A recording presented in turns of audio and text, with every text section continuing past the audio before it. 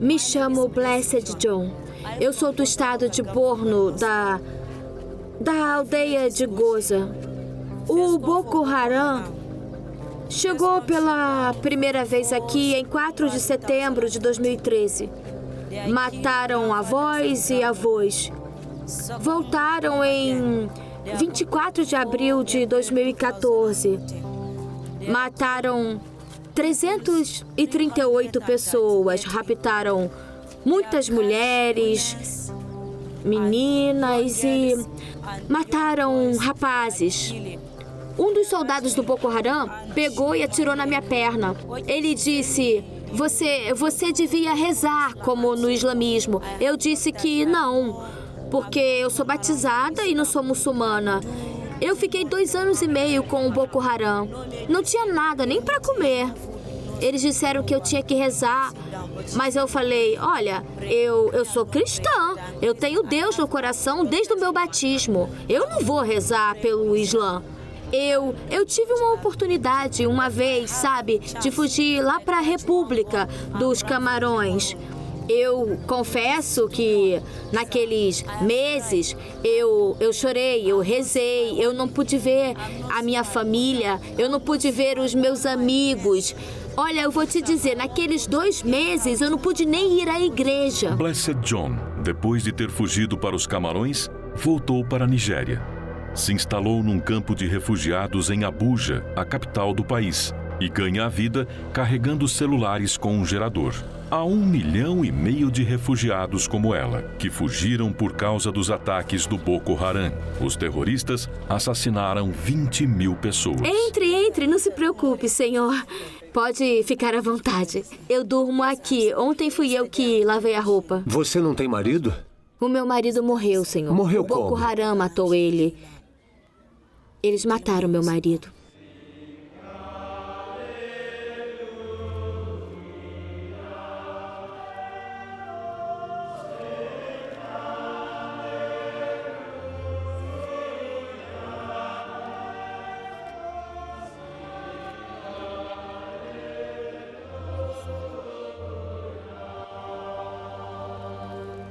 Muitos dos nossos foram mortos porque se recusaram a mudar de religião, os esfolaram vivos, cortaram suas mãos, cortaram as orelhas e cortaram o pescoço. Eles querem assumir o controle e converter todos ao islamismo. Exatamente. Atualmente eu cuido de cerca de 25 igrejas e todas elas foram queimadas. Todas elas. Todos aqueles que cresceram no norte são tratados de uma forma diferente, embora sejamos todos vindos do norte e filhos e filhas de Soba, simplesmente porque temos uma fé diferente.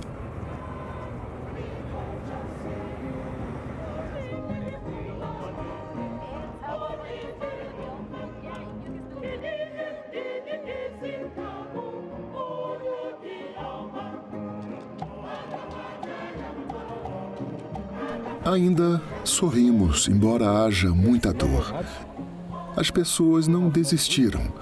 A ideia deles é mutilar o cristianismo, desorganizar o cristianismo. Tentam truncar o cristianismo. Mas não é isso que acontece. Quanto mais ataques e perseguições acontecem, mais a religião cristã parece florescer.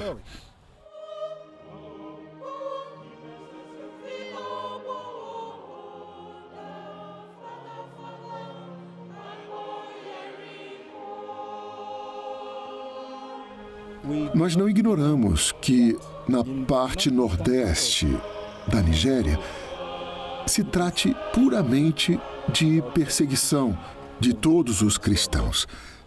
Mas isso não se aplica a toda a Nigéria.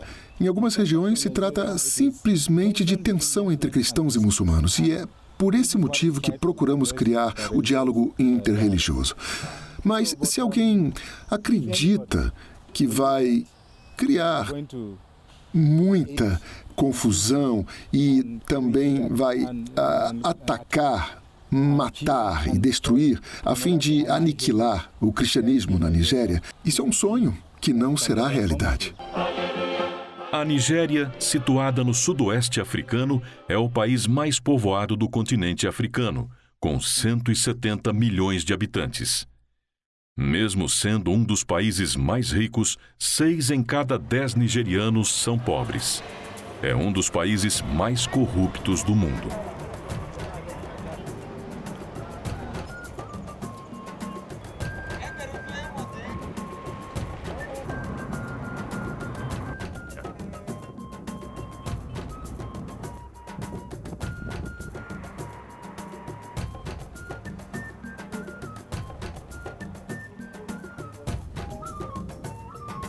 A Nigéria está dividida.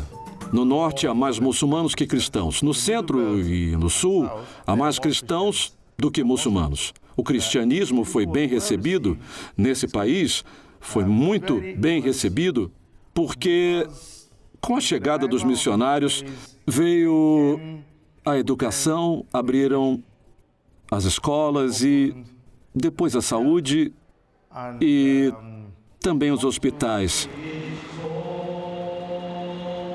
Mesmo que o catolicismo nigeriano frequentemente precisa se proteger com arame farpado, ele está cheio de vida.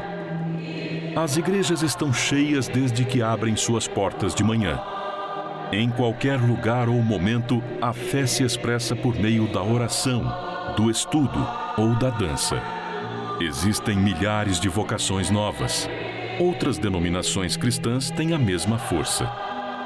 Mesmo se o cristianismo nigeriano é punido duramente, ele revela a alegria.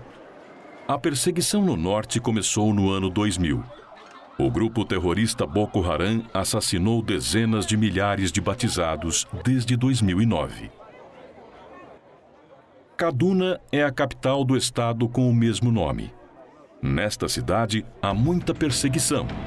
É possível entender a situação dos cristãos aqui. No bairro de Malali, situado no norte de Kaduna, existe perseguição religiosa. Os poucos cristãos que restam estão isolados. Desde que começou a aplicar a Sharia, a lei islâmica, este bairro foi transformado tal como o norte da Nigéria. O movimento a favor da aplicação da lei islâmica começou em 1999. Alguns meses depois, 12 estados incorporaram preceitos islâmicos na sua legislação penal. Os cristãos de Kaduna protestaram. Como consequência, mais de 400 foram assassinados.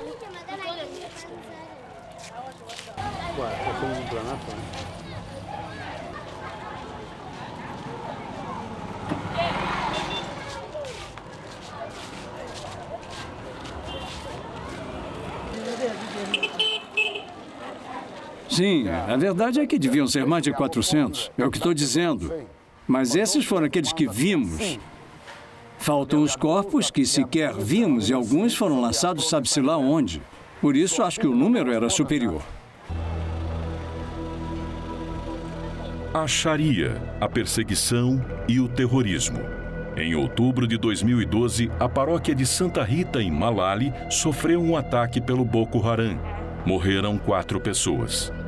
Os paroquianos estavam na igreja quando o terrorista entrou com o carro e ele queria atravessar o portão principal, mas os seguranças não deixaram. Bateu bem aqui, com um Jeep Mercedes. Ouvimos uma explosão. Bum! Não sei o que aconteceu depois, mas sei que muitas pessoas foram atingidas. Muitas ficaram feridas, os vidros se partiram e podemos ver até hoje as cicatrizes dos vidros que se partiram e feriram as pessoas. O terrorismo contra os cristãos se tornou frequente a partir de 2009. Ainda podemos ver as cicatrizes em Dogo Nahawa, uma cidade situada no estado do Planalto.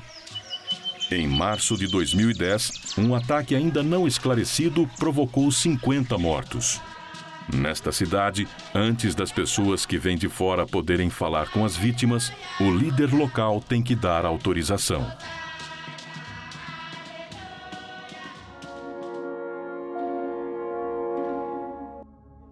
Chegamos aqui cedo, às 7 horas, e encontramos a comunidade em chamas. Havia fumaça por todo lado. Dentro da comunidade, nós começamos a encontrar os corpos sem vida. crianças, mulheres, homens. Havia muitos cadáveres nessa região aqui da cidade porque as pessoas fugiram em busca de segurança. As crianças estavam dormindo dentro da casa e os pais deles tinham saído. As crianças estavam dormindo e eles puseram fogo na casa. Queimaram 4 crianças e mataram uma outra criança. Eles usaram um facão. Quem nos atacou foram os Fulani. Eles não são desta aldeia. Eles vieram lá do estado de Bauchi até esta comunidade para nos atacar, porque a missão deles é expulsar os cristãos de todo este bairro. Eles dizem que querem matar todos os cristãos. Eu os ouvi dizer que vão matar todos os cristãos dessa comunidade porque querem que todos se convertam à religião muçulmana. As crianças e outros que testemunharam o assassinato das suas mulheres e dos seus filhos nunca irão esquecer.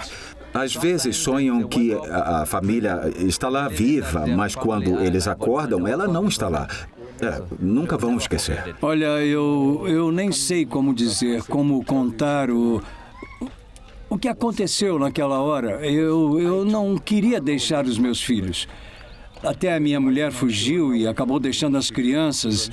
Eu não sabia. Por isso, fiquei numa situação muito difícil.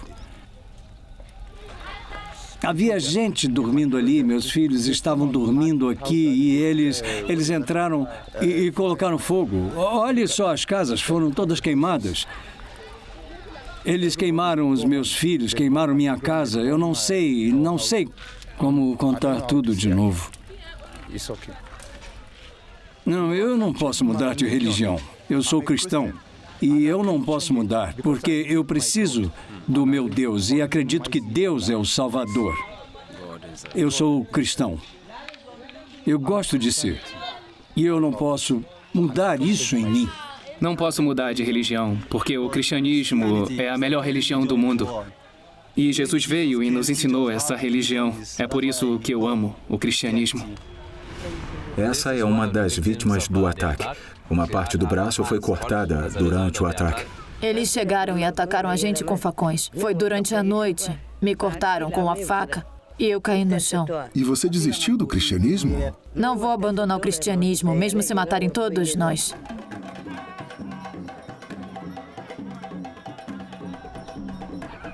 Os protagonistas do ataque pertencem à etnia Fulani Hausa e são pastores.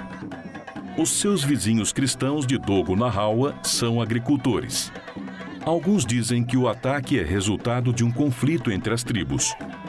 Outros garantem que o Boko Haram esteve por trás destes ataques.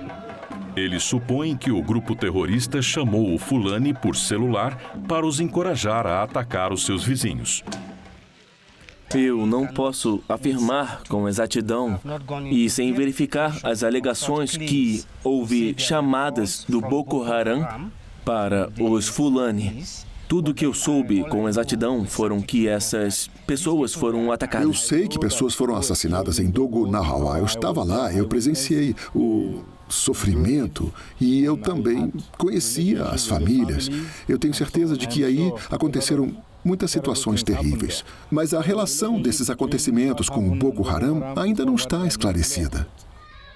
Às vezes, o único consolo é nos voltarmos para Deus.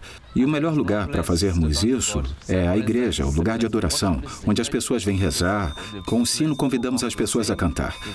Quando as nossas igrejas são destruídas, as pessoas sentem ainda mais do que quando perdem os seus entes queridos. E por quê? Porque esta é a sua última esperança. Para um cristão, a destruição da sua igreja é algo muito doloroso. Por isso, a igreja, e claro, recorrer a Deus, é uma forma de deixar para trás o que aconteceu com eles no passado.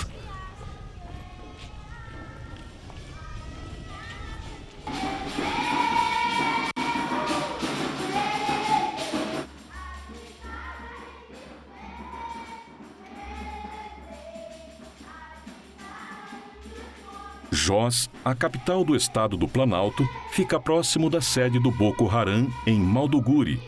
Esta cidade acolheu muitos refugiados que vieram das regiões mais castigadas. Algumas das suas igrejas sofreram ataques terroristas.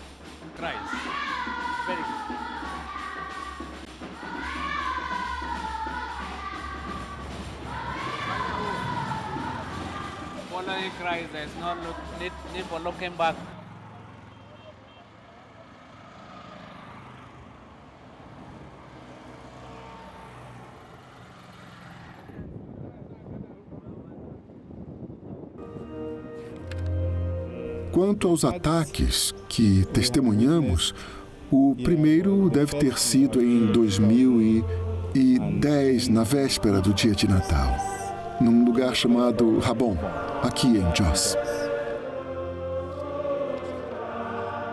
Em Jos, próximo das igrejas atacadas, está o seminário de Santo Agostinho. Tem muitas vocações e muitos dos seminaristas vêm das regiões afetadas pelo Boko Haram.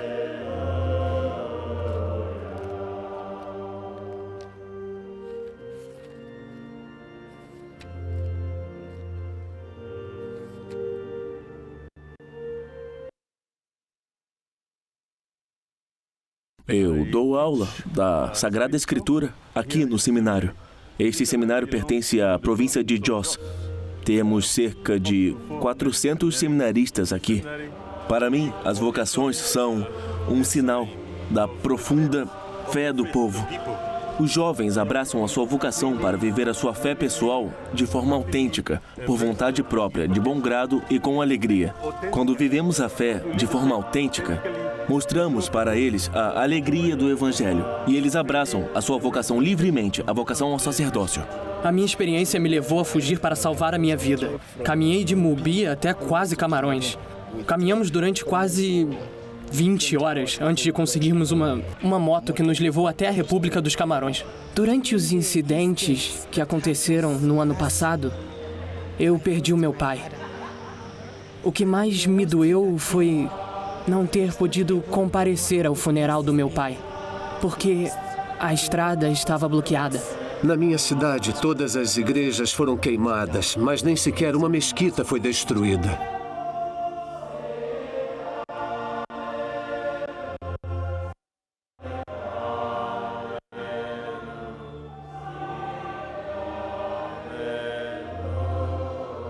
Paul e Zacarias são dois protestantes da igreja EYN na Nigéria.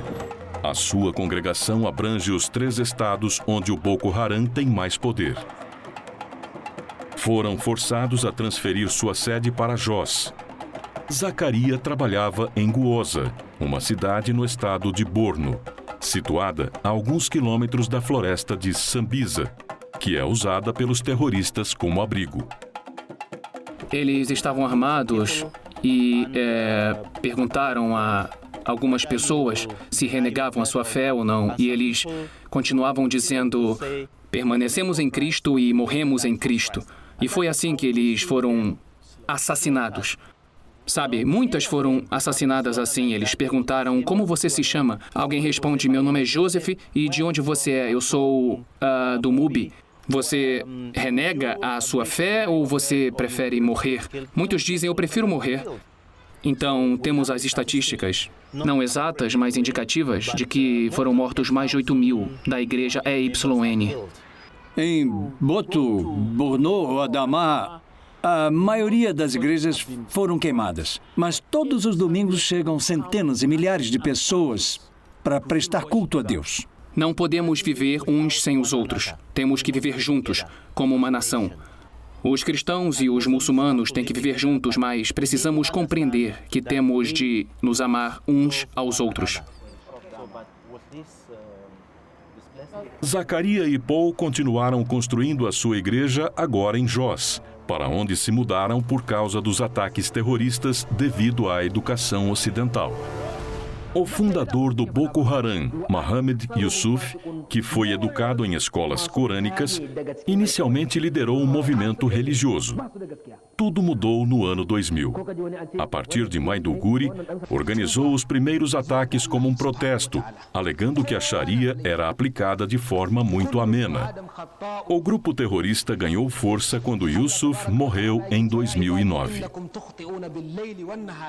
Os políticos usam os criminosos e depois os abandonam. Foi assim o começo do Boko Haram. Um dos governadores do estado de Borno pegou esses grandes criminosos políticos, usou eles e depois acabou abandonando eles.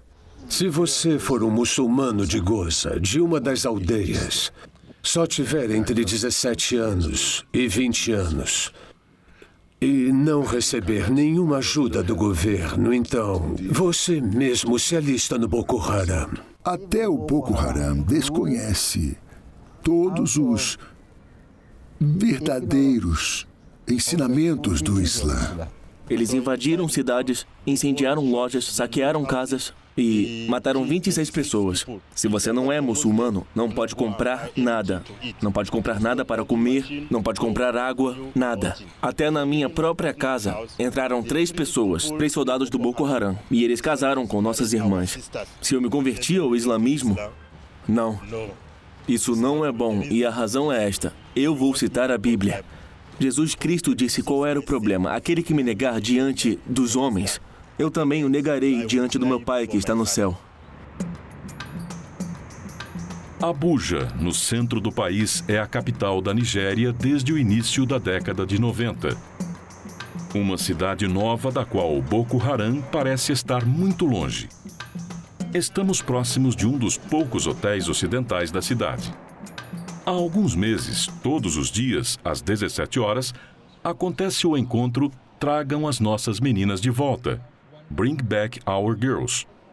Esta campanha começou em abril de 2014, quando o Boko Haram raptou 214 meninas em Chibok. As meninas cristãs estavam prestando um concurso público. A campanha é contra o Boko Haram e a incapacidade do governo.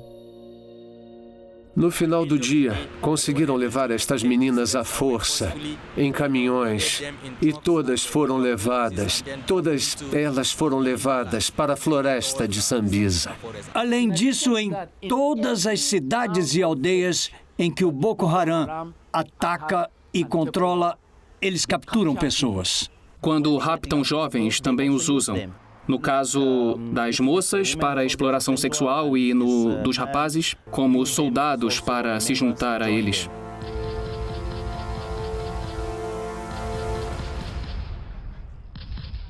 Atenção, crianças. Que letra é essa aqui? Letra P! P! Muito bem, P!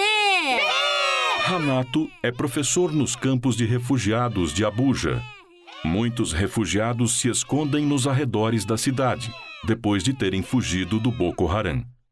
Primeiro vão para Camarões, depois para o Chad, e então voltam ao seu país. Construíram casas em condições precárias sob lonas. Sob o forte sol, a paixão pelo ensino e a fé ainda estão vivas. Letra! Letra! Extrema letra! Nessas regiões, nesses lugares, recebemos pelo menos 2.000, 3.000, 4.000 ou 5.000 refugiados, homens, mulheres e crianças. Há de tudo. Eles vieram por causa dos ataques do Boko Haram. Eram pacíficos e viviam vidas normais antes de serem soldados. E alguns explicaram que muitos fizeram ameaças graves, especialmente contra as mulheres. Na escola onde eu dava aulas, queimaram tudo o que tinha lá dentro. Tudo que você possa imaginar. Os livros, todos os bancos, tudo mesmo.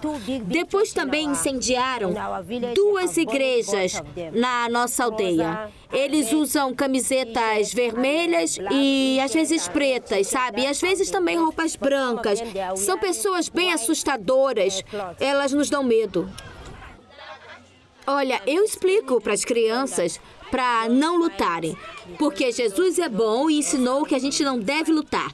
Jesus nos ensinou a amarmos uns aos outros e essas pessoas também. E Jesus nos ama tanto que conseguimos fugir e vir para cá. E sem o amor e a proteção de Jesus, nós nem estaríamos aqui nesse lugar. Eu ensino as crianças a se respeitarem umas às outras, para não lutarem e para se amarem. Olha, quando ensinamos as crianças a amarem as pessoas do Boko Haram, elas dizem que não querem amar, porque eles mataram os seus pais e todas as pessoas que eles conheciam, queimaram as suas casas, e eles não querem ouvir isso, sabe? Quando eu lhes ensino que Jesus nos ensinou a amarmos os nossos inimigos, eles dizem, não é este tipo de inimigo, não é um inimigo que nos mata. Eu digo para elas seguirem Jesus Cristo. Eu aconselho que elas não deixem de seguir Jesus, que é para elas se agarrarem a Jesus, terem Jesus Cristo como Salvador pessoal, e não poderão viver sem Deus.